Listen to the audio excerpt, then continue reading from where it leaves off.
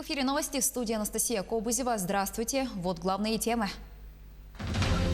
Глава Якутии работает в Амгинском районе. О программе пребывания через несколько секунд. Зам руководителя оперштаба Якутии дала разъяснения по эпидобстановке в Среднеколымском районе. Онлайн-митинг, посвященный Дню окончания Второй мировой войны, прошел в Якутске.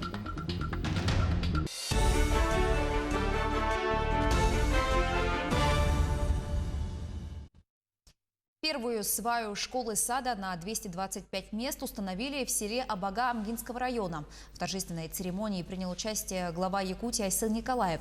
Для местных жителей начало строительства этого объекта – долгожданное событие. Сейчас дети учатся в деревянном здании, которое построили еще в 1971 году. При этом половина помещения школы закрыта в связи с аварийным состоянием.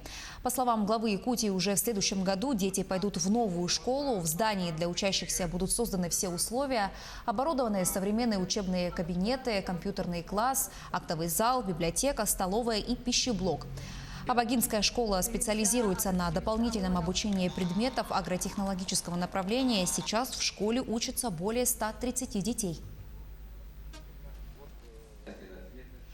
Сейчас глава региона Айсыл Николаев находится в селе Балагур Амгинского района. Он примет участие в открытии коровника сельхозпроизводственного кооператива «Балагур» на 120 мест, а также ознакомиться с ходом уборочной кампании зернового совхоза «Амгинский», который приумножил традиции хлебопашества и вырастил не одно поколение хлеборобов. Ранее глава региона провел совещание по рассмотрению основных направлений социально-экономического развития Амгинского района на период до 2024 года.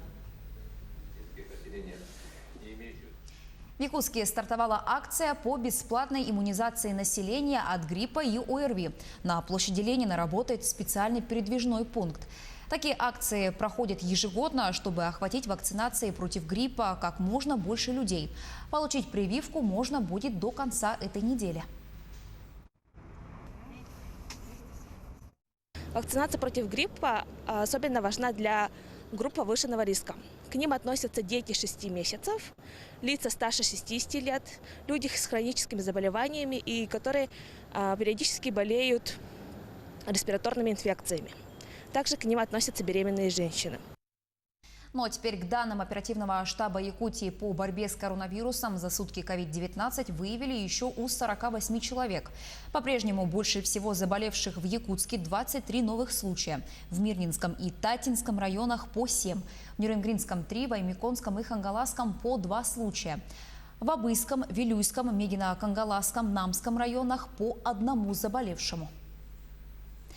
Зам руководителя оперштаба Якутии Ольга Балапкина дала разъяснения по эпидобстановке в Среднеколымском районе. По сводке районного оперштаба на 1-2 сентября зарегистрировано 11 случаев коронавируса. Местных жителей взволновало то, что этой информации нет в сообщении оперативного штаба республики. Ольга Балапкина пояснила, что оперштаб Якутии дает данные по COVID-19 только после подтверждения региональным управлением Роспотребнадзора. Также зам руководителя оперштаба региона подчеркнула, что ранее случаев заболевания COVID-19 в Среднеколымском районе не было. По ее словам, необходимо соблюдать все необходимые санитарные требования и введенные ограничения. От момента выявления в районе до момента подтверждения Роспотребнадзора республиканский штаб дает информацию.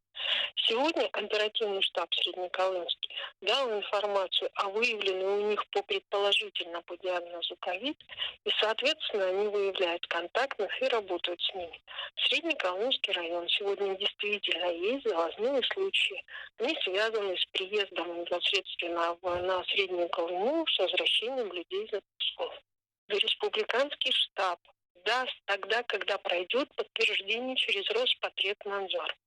Это так было относительно каждого района. Поэтому не нужно среднеколымчанам паниковать, а нужно просто-напросто начинать соблюдать все те же требования. В Якутске возбудили уголовное дело после травмирования ребенка на детской площадке.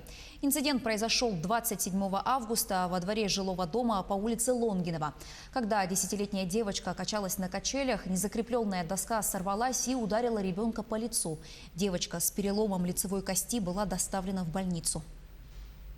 Следственным отделом по городу Якутску, Следственному управлению Следственного комитета России по Республике Саха-Якутия по результатам проверки сообщений средств массовой информации о травмировании 10-летней девочки на детской площадке возбуждено уголовное дело по признакам состава преступления.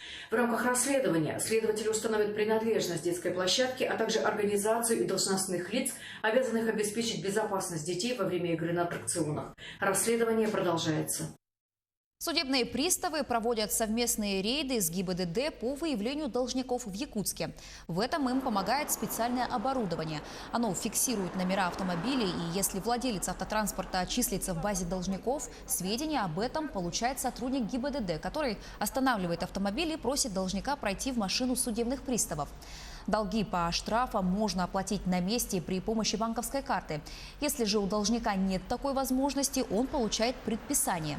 За первое полугодие приставам Якутии удалось взыскать долги на 9 миллиардов рублей.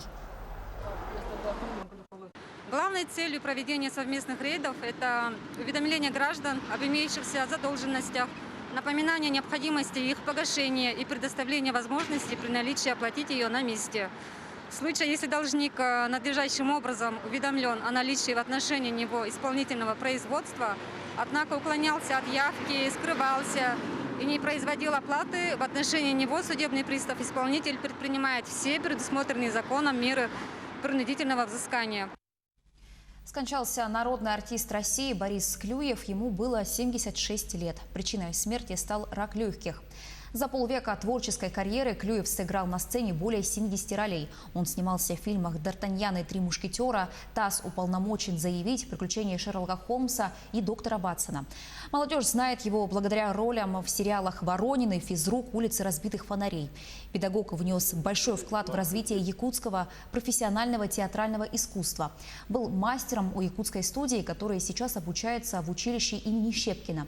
Борис Клюев из своей мастерской выпустил целую плеяду якутских артистов: Анатолий Николаев, Степанида Борисова, Изабелла Николаева, Ефим Степанов, Герасим Васильев и театральный режиссер, государственный советник Андрей Борисов. Мы сегодня, конечно, всем, кто любит Бориса Владимировича как актера, как педагога, как профессора, особенно студии, которая сейчас учится в Щепкинском, это 6-я студия учится, для которого он являлся художественным руководителем. Всем приносим наши глубокие соболезнования. Мы скорбим, и в то же время мы верим, что все то искры души, сердца, таланта, профессии, которые преподал нам Борис Владимирович Клюев, он останется с нами.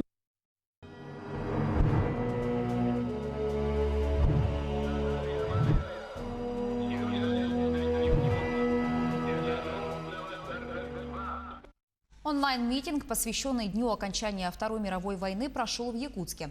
2 сентября 1945 года подписанием акта о безоговорочной капитуляции Японии была поставлена последняя точка в разрушительной кровопролитной войне. Маньчжурская операция стала последней крупной битвой Второй мировой войны, после которой последний союзник Германии, Япония, была вынуждена капитулировать. Мероприятие прошло на платформе Zoom в режиме видеоконференции. В нем приняли участие молодежь, ветераны войны, тыла, труда и боевых действий. Напомню, в апреле этого года Госдума приняла закон, согласно которому день даты окончания Второй мировой войны будет отмечаться в стране 3 сентября, а не 2, как это было раньше. Сегодня мы провели онлайн-митинг, посвященный окончанию Второй мировой войны. Это у нас День воинской славы. В наше мероприятие участвовали участники Великой Отечественной войны, ветераны тыла, дети войны, общественники. Большинство линчан недовольны своими доходами. Об этом свидетельствуют данные портала труд.ком. В среднем зарплата в Ленске достигает 40 тысяч рублей, но хватает ли этих денег сегодня в условиях Севера, узнавал Роман Токмаков. От людей часто можно услышать фразу о нехватке денег, жалобы на высокие цены и дорогие коммунальные услуги. А ведь помимо этого нужно еще одеться и собрать ребенка в школу. Соответствуют и запросы людей с их заработными платами в Ленске. Попробуем разобраться сегодня. Мы поинтересовались на улицах города, удовлетворены ли горожане своими доходами. Ожидаемо, люди поделились на 2 группы. Скажите, вам хватает ваших пенсий? Нет, А на что большая часть вашей пенсии уходит? на лекарства. Скажите, пожалуйста, вам хватает вашей заработной платы? Зарплаты никогда не хватает. Ну так, относительно. Да, вполне. А на что уходит большая часть средств? На еду, так, да везде, на все. А откладывать получается? Конечно. Хватает А на что все-таки уходит большая часть средств? на питание. Среднестатистическая зарплата линчан сегодня – это 40 тысяч рублей, по данным портала Trud.com. Большая часть расходов уходит на продукты питания, почти 30%, 13% уходит на квартплату, а кроме этого на одежду, транспорт и прочие расходы. Все вместе около 90% от получки. Оставшиеся 10% можно отложить на непредвиденные нужды, а они, как правило, есть всегда. Вот поэтому линчане и хотят зарплату побольше. Если, предположим, человек реально и адекватно оценивает ситуацию, то с учетом того, какую работу он выполнял по предыдущему месту работы, каким образованием, естественно, обладает, то разброс у нас от 45 тысяч рублей, ну, естественно, выше. Запросы у всех разные, но объединяют каждого жителя города магазины и цены в них. Сейчас мы проведем небольшой эксперимент. Мы выясним, можно ли на 1000 рублей купить продуктов первой необходимости на 1 неделю.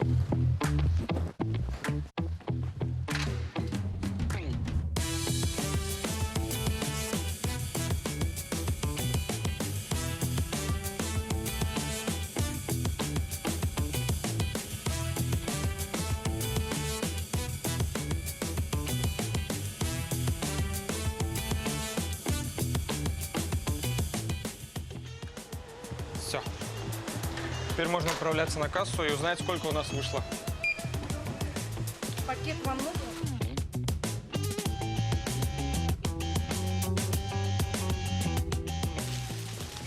Ну, вот, в принципе, что у нас получилось на 1000 рублей.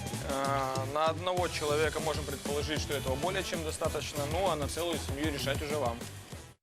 Учитывая растущие цены, нынешние зарплаты и пенсии очень быстро теряют свою актуальность, поэтому при походе в магазин или аптеку нужно тщательно выстраивать свой маршрут. Роман Токмаков, Олег Соснин, телеканал «Алмазный край». К этой минуте у меня пока вся информация. Еще больше новостей на наших официальных сайтах як24.ру и nvk-online.ru. Оставайтесь с нами.